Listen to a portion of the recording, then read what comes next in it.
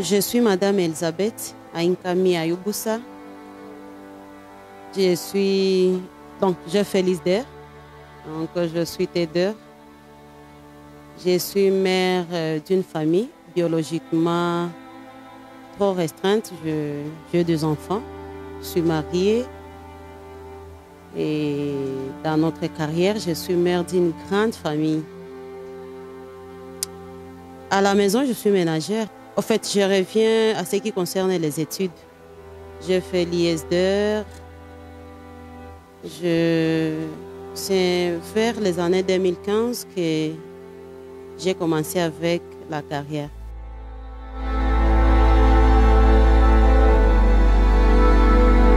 J'ai fait des études primaires à l'Institut Mugunga. Mon préfet, c'est Manu Rebanga. Aujourd'hui, il est à l'Instigo. J'ai fait les études universitaires à l'ISDER. Je suis née dans une grande famille. Je suis l'aînée, mais nous sommes au nombre de 12. Je me souviens lorsque j'étais en 6e année secondaire. J'étais dans une association. Nous essayons de sensibiliser les jeunes filles et les jeunes garçons à la lutte contre le VIH-Sida. Je me souviens, c'était ASJPVD. Bon, ça fait très longtemps, c'était en 6e année. À l'université, là j'étais en GD. Nous avons participé à la gestion des étudiants. Là, j'étais membre du comité estudiantin. Et là, j'étais la 2e vice-présidente chargée de culture et art. Bon,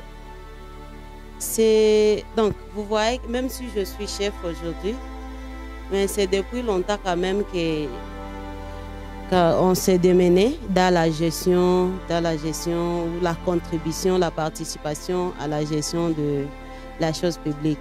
C'est depuis 2015 que j'ai été promis chef de quartier, donc ça fait au-delà de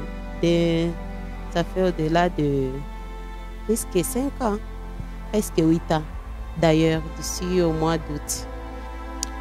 Comprenez d'abord que le quartier est trop vaste. Le quartier est subdivisé en cellules. Cette cellule est 31 avenues. Et là, nous avons des chefs des avenues, chefs de cellules d'ailleurs, femmes, hommes, chefs des avenues, hommes, femmes. Depuis que, donc, tout au début, il y avait moins de femmes dans la participation. C'est par là que nous avons essayé de sensibiliser les dames. Aujourd'hui, nous avons un grand nombre d'ailleurs dans les quartiers Ndosho. Si vous analysez dans tous les quartiers de la ville, les quartiers Ndosho comptent un grand nombre de femmes qui ont accepté de faire aussi de leur mien, donc de fournir leurs efforts dans ce qui concerne la gestion, la politique, puisque lorsqu'on est chef, on gère la politique et le développement. Donc il y a quand même un bon nombre de femmes qui ont accepté. Ce n'est pas ça seulement dans notre carrière. Je suis femme, je dois toujours intéresser les femmes. Je dois intéresser les femmes et aussi les hommes. Je fais des descentes dans différentes associations, dans des avenues. Donc je sensibilise la femme à... Donc, il y a de ces femmes-là qui ont des atouts, qui ont des compétences, mais qui se réservent. Alors, ce que nous faisons dans notre carrière, nous les intéressons, qu'elles aussi doivent jouer le rôle dans la gestion de la chose publique. C'est ce que nous faisons.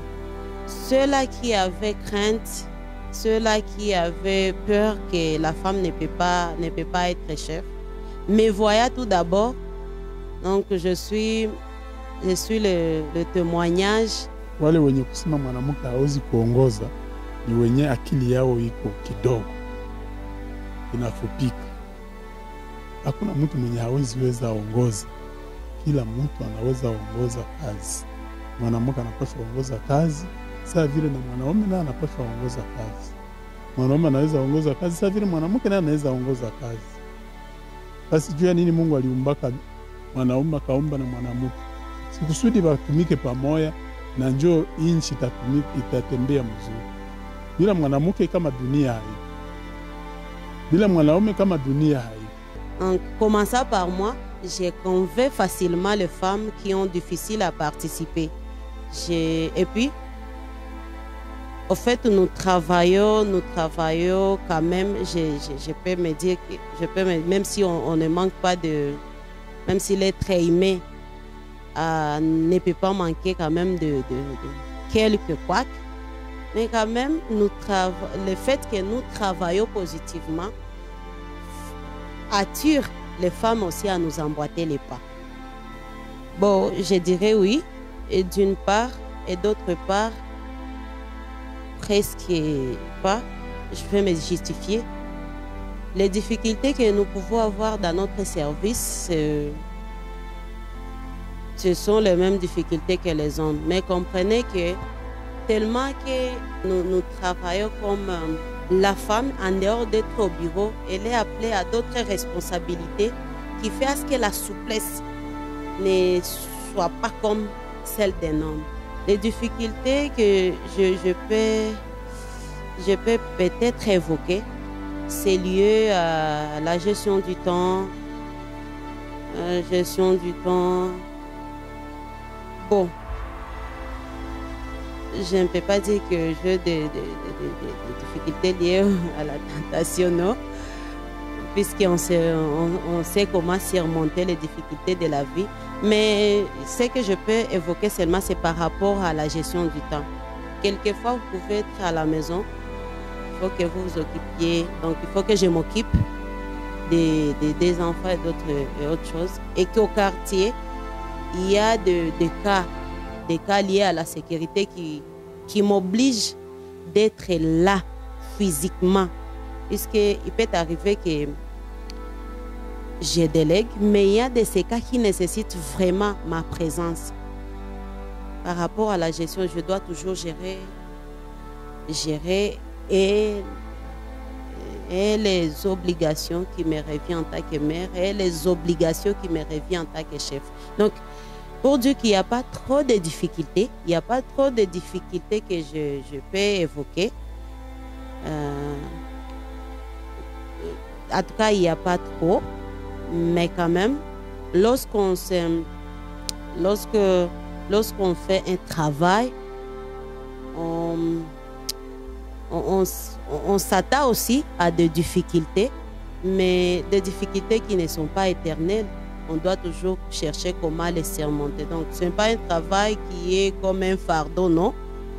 Mais ça demande aussi qu'il y ait l'esprit là de surmonter, l'esprit là de se mesurer, l'esprit là de prouver quoi on est capable.